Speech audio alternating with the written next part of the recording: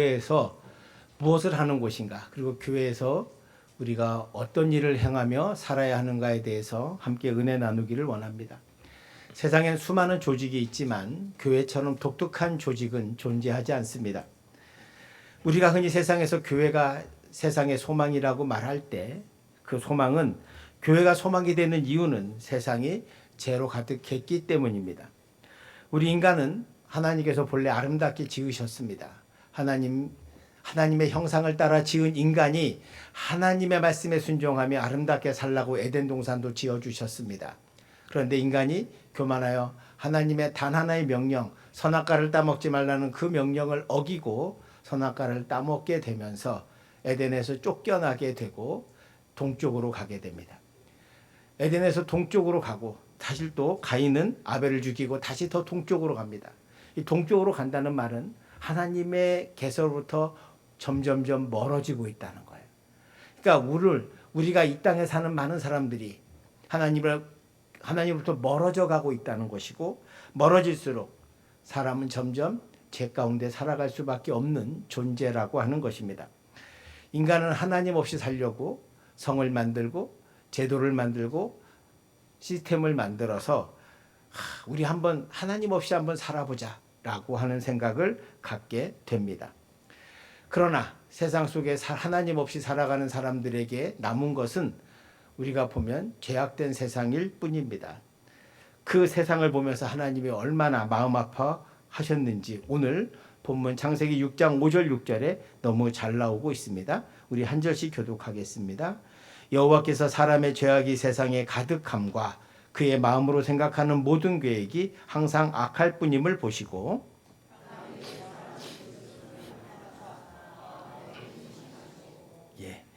여기서 죄악이라, 사람의 죄악이라고 하는 이 단어가 히브리어로 라라고 하는 단어인데, 이는 나쁘다, 악하다는 뜻으로 성경에서 선악과 이후에 처음 나오는 단어입니다. 즉 이 땅에 하나님 보시기에 악이 가득해졌다는 거예요. 그래서 하나님이 한탄하셨습니다. 이 한탄은 하나님의 마음이 상하고 괴롭다는 뜻입니다. 한 발 더 나가 저기에 마음에 근심하시고라고 하는 말이 있는데, 이 말을 원어로 번역하면 심장이 찢어지다입니다. 즉 하나님이 인간의 죄, 타락, 이 모습을 보시고 마음에 한탄하시고, 그리고 마음에 근심하셨다. 즉 심장이 찢어지도록 아팠다는 거예요. 하나님이 아프셨다는 거죠.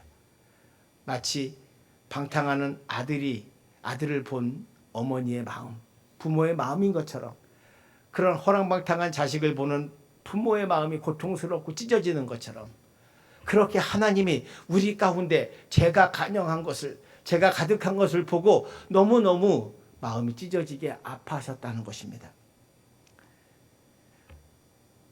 11절 12절을 한 번 더 보시기 바랍니다. 한 절씩 교독할게요.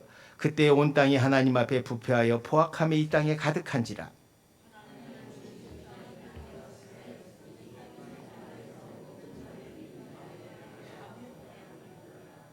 자, 5, 6절에서 땅이 가득했다고 했는데 11절 12절에서는 하나님 앞에 부패했다고 말했습니다.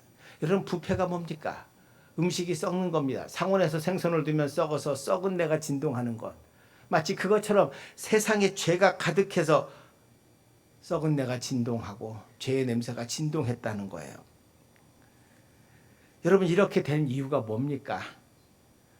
저는 중요한 게 두 가지라고 보는데, 하나는 하나님 없이 우리가 살 수 있다는 생각, 이거 하나고, 또 하나는 뭐냐? 나는 죄인이 아니라는 생각입니다. 많은 사람들이 생각보다 나는 죄인이 아니라고 사는 사람이 훨씬 많습니다. 아니, 내가 무슨 큰 죄를 졌다 그래, 나는 죄진 것도 없어, 저 사람에 비하면 나는 죄진 것도 아니야 라고 하면서 자신은 죄인임을 부인하는 사람도 많고요. 또 하나는 하나님 없이 세상에서 살아보려고 하는 경우도 너무 많습니다. 사실 지금 서구가 위기라고 하는 것은, 서양 문명이 위기인 것은 단 하나입니다. 뭐냐? 그들이 하나님을 정말 믿고 섬길 때 그 유럽 문명은 발전했습니다. 근데 지금은 하나님을 버리고 인본주의로, 오직 인간만이 잘 살 수 있고 우리 노력으로 천국을 만들 수 있다고 착각하면서 결국 극단적 개인주의와, 이 개인주의가 나중에 이기주의로 변하여 아무도 자신의 욕망만을 위해 살기 때문에 그렇다고 많은 사상가들이 말하고 있습니다. 근원적으로 경제가 어렵고 이런 건 부차적인 문제고요. 가장 근원적으로 핵심은 하나님 없이 살 수 있다는 거예요. 하나님 필요 없다는 거예요. 이제 내 힘과 내 능력으로 살겠다는 이 자만, 이것이 우리로 하여금 유럽 문명이 쇠퇴하게 하는 가장 근원적인 원인이다라고 하는 것입니다. 그래서 사람은 점점 교만해지죠. 교만한 인간은 하나님이 반드시 심판하십니다. 그래서 그 죄에 대한 책임을 묻기 위해서 보니까 홍수로 물로 씻으려고 하셨어요. 왜 물로 씻습니까? 원래 더러운 것은 물로 씻는 거거든요. 그래서 하나님께서 홍수를 내려서 이 땅의 모든 더러운 것을 씻어버리고 새로운 인류를 만들려고 작정하셨습니다. 그런데 한 사람이 마음에 걸렸어요. 그 사람이 바로 노아였습니다. 8절 9절 한번 보시기 바랍니다. 우리 한 절씩 교독할게요. 그러나 노아는 여호와께 은혜를 입었더라.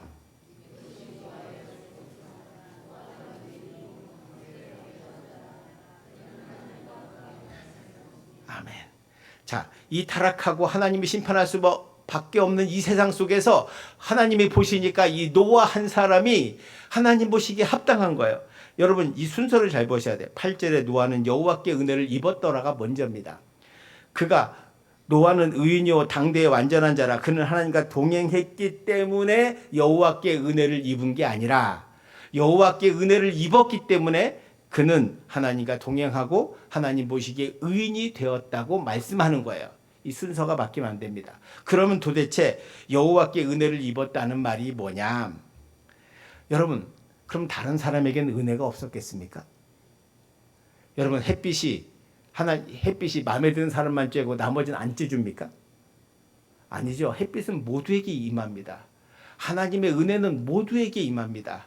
그런데 여기서 중요한 거는 노아만이 하나님의 은혜를 은혜로 알았다는 거예요. 많은 사람들이 착각합니다. 내 힘과 내 능력으로 살아갈 수 있다고요. 내가 지금까지 노력해서 열심히 살았지 뭐. 여러분 아닙니다. 정말로 하나님 보시기에 합당한 사람은 어떤 사람이냐? 내가 하나님의 은혜로 산다는 것을 고백하는 사람입니다. 아멘. 이걸 꼭 여러분이 믿으셔야 할 줄로 믿습니다. 은혜로 아는 사람, 바로 그 사람이 하나님 보시기에 합당한 사람이고 의인이 되는 거예요. 그 사람과 하나님은 동행하시는 거예요. 왜? 은혜를 아는 사람은 겸손하거든요. 세상 사람들은 뭐라 그래요? 그 은혜를 운이라고 말합니다. 행운이라고. 우리 동양에서 제일 좋은 대학 가운데 하나가 홍콩 과기대입니다. 홍콩 과학기술대에 김현철 교수라고 하는 분이 있어요. 이분이 원래 의사 출신입니다. 한국에서 의대를 나오고 했는데 나중에 미국 가서 경제학 공부해가지고 이 사람이 어떤 논문을 하나 냈어요. 그 논문에 뭐라고 하냐면 핵심이 이거예요. 그가 경제학하고 이제 의학이랑 연결하면서 인간에 대한 본질을 연구하면서 그 책에서 뭐라고 주장하냐면 모든 사람의 인생의 성취의 8알은 운이라는 거예요. 행운이라는 거예요. 그는 말합니다. 태어난 나라에 따라서 평생 소득의 50%가 결정된다는 거예요. 이 말이 뭐냐? 우리가 한국에 태어났으니까 이렇게 살지만 여러분이 아프리카 소말리아에 태어나면 여러분은 깡통 들고 다녀야 한다는 거예요. 해적이 될 수밖에 없다는 거예요. 머리가 좋건 나쁘건. 왜?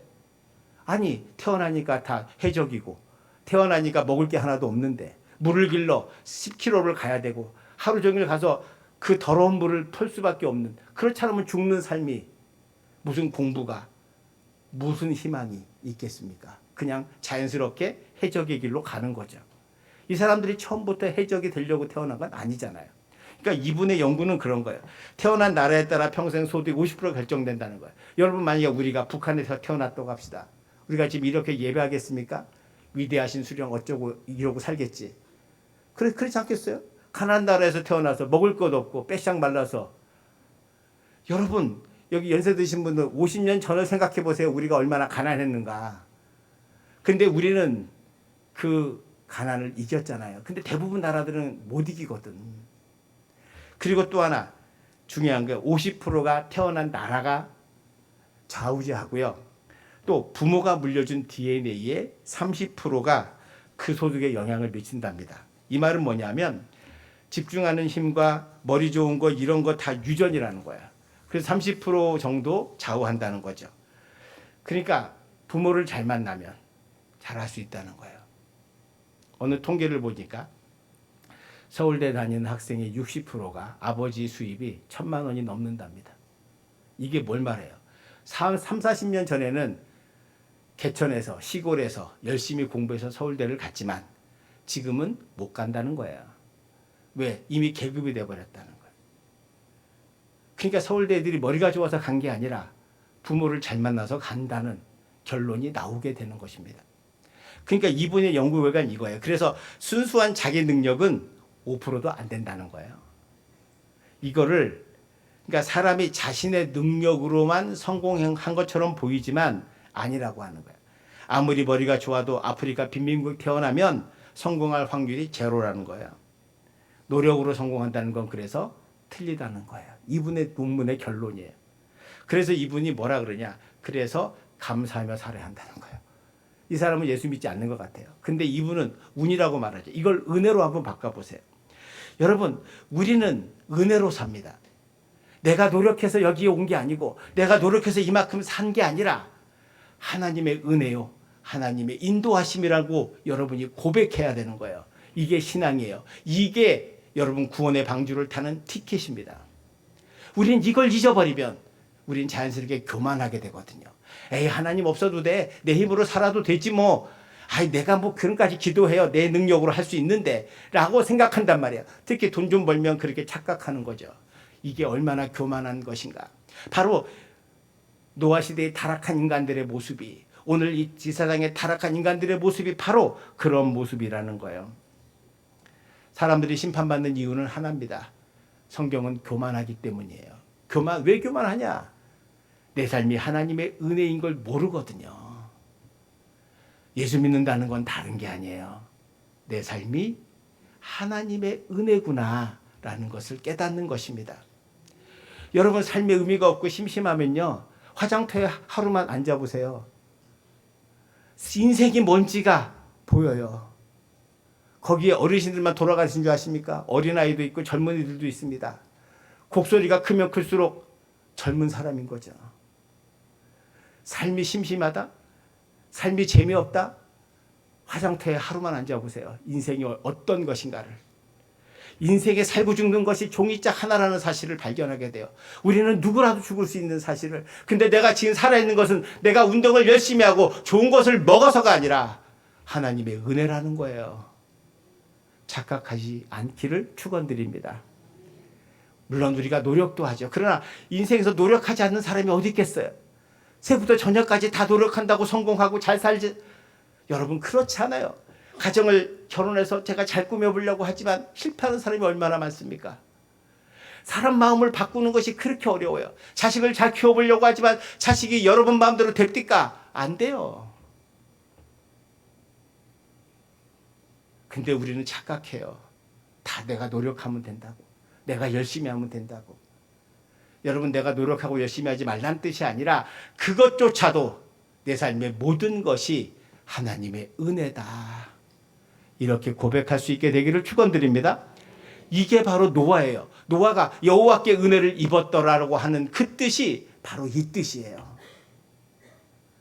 세상에 많은 사람들도 하나님의 은혜로 살아요. 근데 그들은 행운이라고 말할 뿐이에요. 그거조차도 자기의 능력이라고 생각하는 사람도 있겠죠. 그러나 우리 모두는 내 삶의 모든 것이 하나님의 은혜다. 믿으시길 축원드립니다. 그래야 여러분이 구원의 방주에 타게 됩니다. 하나님이 도명하는 사람이 바로 그런 사람이에요. 왜 그래서 교회에서 들어오면 맨날 은혜 얘기하느냐? 왜 은혜 받았다? 왜 은혜로 산다? 왜 은혜 주세요? 라고 말하냐? 그게 사실은 가장 중요한 것이기 때문에 내 삶의 모든 것이 하나님의 은혜라는 것을 여러분이 잊지 마시기를 축원드립니다.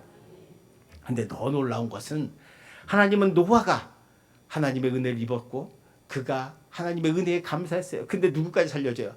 하나님의 은혜는 놀랍게도 그 아내와 그 자식과 그 며느리까지 살려줬단 말이에요. 하나님의 은혜는 그 한 사람이 구원받으면 그 사람이 은혜를 살면 그 다른 가족도 구원받습니다. 할렐루야. 이게 하나님의 은혜예요. 하나님은 그렇게 해서 이 8명을 살려주시고 그래서 방주에 타게 하시고 살아가게 한다는 것입니다. 그리고 동물들도 구원받게 되죠.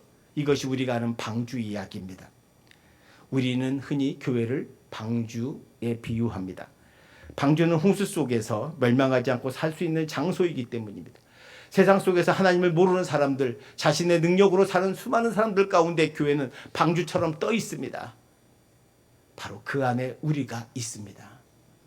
그래서 우리는 구원의 방주를 탄 사람이고 우리는 하나님의 은혜로 이 안에 들어온 사람들입니다.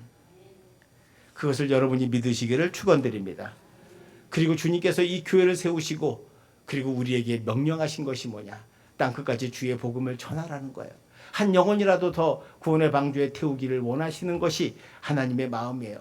왜? 제 가운데 있는 사람들을 보고 상하게 심장이 찢어지도록 고통 속에 있는 하나님이신데. 그러니까 이걸 쉽게 비유하면 우리가 우리 자녀를 생각하면 돼요. 자녀가 아프면 내가 마음이 아프잖아요. 자녀가 방황하면 내가 고통스럽잖아요. 바로 그거예요. 바로 하나님의 마음이 그렇다는 거예요. 그래서 한 영혼이라도 더 구원받기를 원하시는 하나님의 마음이 있음을 기억하시기를 축원드립니다. 예수님은 이 구원의 방주행 티켓이 은혜임을 너무나 잘 보여주시는 분이에요. 주님은 제일 먼저 제자를 부르셨습니다. 갈릴리에 고기 잡던 사람도, 세간에 앉아있던 세리도, 지나가는 사람도 다 불러요. 근데 주님이 부르시는 데는 우리가 사람을 어떻게 쓸 때는 면접을 보잖아요. 이 사람이 나에게 쓸만한 인물인가, 쓸모가 있는가, 뭐 생각이 괜찮은가, 지혜가 있는가 하는데 주님은 그런 거 찾지도 않아요. 면접 안 봅니다. 물어봅니다. 나를 따라라. 따르면 제자가 돼요. 누구라도. 그러니까 예수님의 주변에는 다 주님을 따르겠다고 온 사람들이 다예요. 그런데 놀라운 것은 이 사람들이 무슨 머리가 좋아서 공부를 많이 해서 똑똑해서 능력이 있어서가 아닙니다. 그냥 주님의 부름에 응답하는 사람만이 구원받는다는 거예요. 저는 이게 은혜입니다. 근데 이 제자들이 똑똑하냐? 그것도 아니에요. 예수님이 3년 동안 가르쳐줘도 말을 못 알아들어. 예수님의 목적은 십자가 달려 죽는다고 말해도 이 사람들은 착각해서 예수님이 예루살렘에 가서 왕이 되면 우리는 다 한 자라씩 할 거야. 나는 장관 되고 너는 총리 되고 뭐 서로 나눠서 이 생각만 하고 있는 거예요. 그러니까 주님이 잡히실 때 다 도망가고 베드로는 3번이나 주님을 부인하고.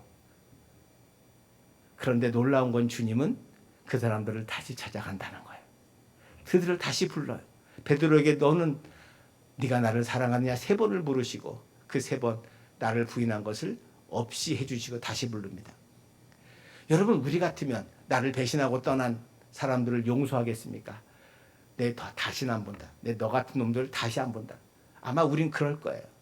근데 주님은 그러지 않으셨다는 거예요. 그들을 다시 불러요. 다시 불러서 다시 교육시키고. 그래서 그들로 하여금 사도 마가다락방에 있게 하시고 그래서 그들로 하여금 성령이 임하고 그 성령을 통해서 교회를 만들어 주세요. 저는 교회가 놀라운 조직이라고 그랬잖아요. 교회는 머리 좋은 사람들이 무슨 하버드를 나오고 서울대를 나와서 이런 사람들이 세우는 게 아니라 보잘것없는 어부들이, 보잘것없는 마태가, 보잘것없는 세리들이, 아무것도 아닌 사람들이 모여서 주님의 은혜를 기억하고 주님의 말씀에 순종하며 살아갈 때 그게 구원의 방주가 되고 그게 교회가 되고 그게 로마를 이기고 유럽을 이기고 지금 이 교회가 그렇게 이루어졌다는 거예요. 이게 놀라운 하나님의 은혜요, 하나님의 능력이라는 것을 여러분 잊지 마시기를 축원드립니다. 그러니까 교회도 하나님의 은혜로 세워진 것이고 우리가 그 안에 있는 것도 하나님의 은혜로 된 것입니다. 교회는 이런 사람들이 모여서 하나님의 은혜를 경험하는 거예요. 이 시간 여러분의 삶의 현장에서 상처받고 고통받고 괴롭다고 인생에 수고한 짐이 있다면 이 시간 주님의 말씀을 듣고 주님을 만나고 내가 주의 자녀구나. 나는 주님의 은혜로 살지. 그래, 내 힘이 아니야. 그렇게 고백하고 주님 앞에 여러분의 삶을 맡기고 담대하게 사시기를 축원드립니다. 그러려고 여러분 이 자리에 나오는 거 아니에요. 우리가 세상 사람들을 이기는 힘이 무엇입니까? 바로 주님입니다. 주님의 은혜가 우리에게 임한다는 것을 여러분이 믿으시기를 축원드립니다. 주님은 늘 병든 자를 치유하셨습니다. 귀신 들린 자를 고쳐주셨습니다. 우리 같으면 그 정도 능력도 계시고 제자도 많은데 이제는 좀 왕들하고 귀족들하고 밥도 좀 드시고 펌나게 좀 사시면 좋은데 맨날 주변에는 병든 자, 귀신 들린 자, 세리, 창녀 뭐 이런 사람들밖에 없단 말이에요. 그러니까 바리새인들이 뭐라고 맨날 욕하냐면 아니 예수는 맨날 저런 더러운 자들하고 죄인들하고 밥을 먹는다 라고 비난한단 말이에요. 심지어 너희 스승은 왜 이렇게 먹기만 하냐 먹보냐 이렇게까지 말을 해요. 오늘 우리는 웬만하면 식사하죠. 밥도 같이 먹습니다. 그런데 이 당시에 1세기의 바리새인들이나 서기관들이나 제사장들은요 아무하고 밥을 먹지 않습니다. 왜냐하면 자기의 위치와 격에 맞는 사람과 밥을 먹어요. 왜냐하면 이들에겐 식탁에 정결의식이 있기 때문입니다. 이들은 무엇을 먹느냐를 통해서 누구와 먹느냐를 통해서 그 사람의 신앙을 보여주고 있습니다. 그러니까 그는 왜 그러냐면 이 누구랑 더러운 사람과 밥을 먹으면 내가 더러워진다는 거예요. 내가 이 생각을 갖고 있거든요.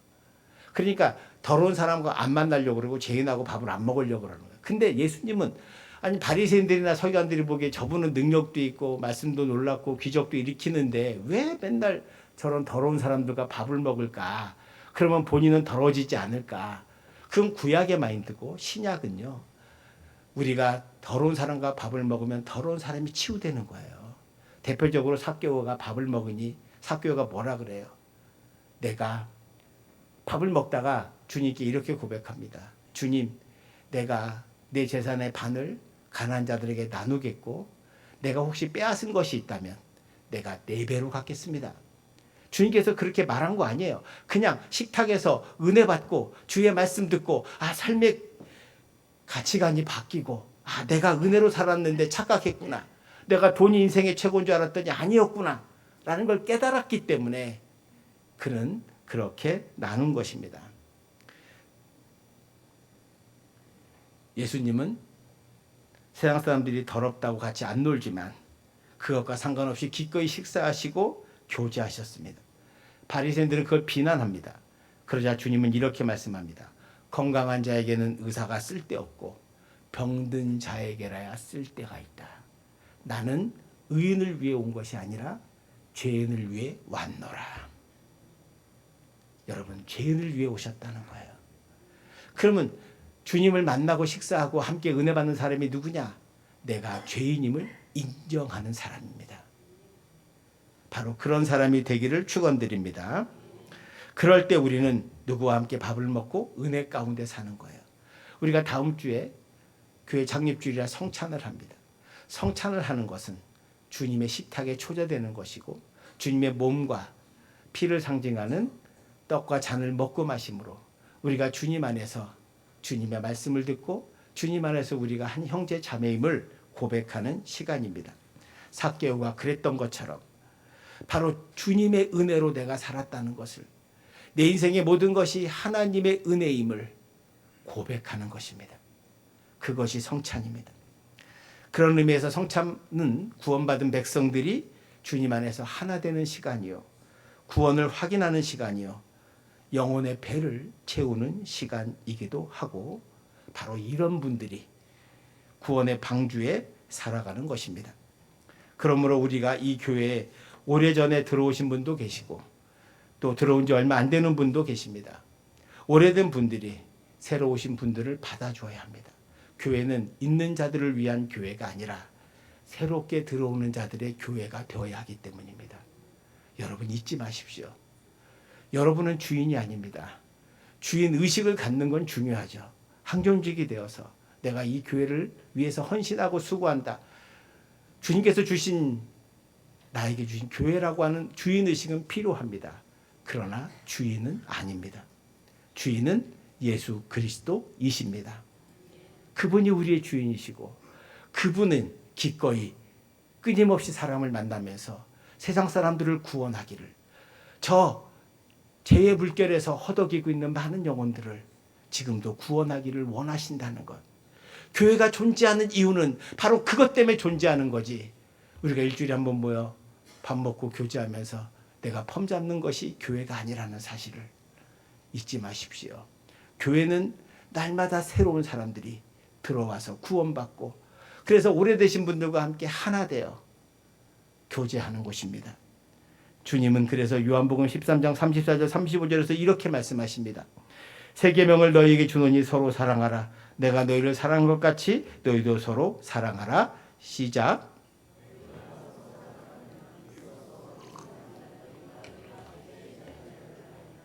아멘.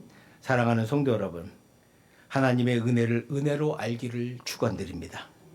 구원의 방주로 들어가는 것은 은혜로 들어가는 것이고, 그 안에 사는 사람들은 사랑하며 사는 것입니다. 만약에 노아의 방주에 들어간 짐승들이 서로 싸운다면, 그 가족들이 서로 싸운다면 그곳이 뭐가 되겠습니까? 도망도 못 가는 지옥도가 되겠죠. 교회는 부족한 저와 여러분들이 하나님의 은혜를 깨닫고 서로 사랑하고 섬기는 곳입니다. 그것이 훈련이고, 주님께서 그것을 기뻐하시고 주님께서 그것을 원하십니다.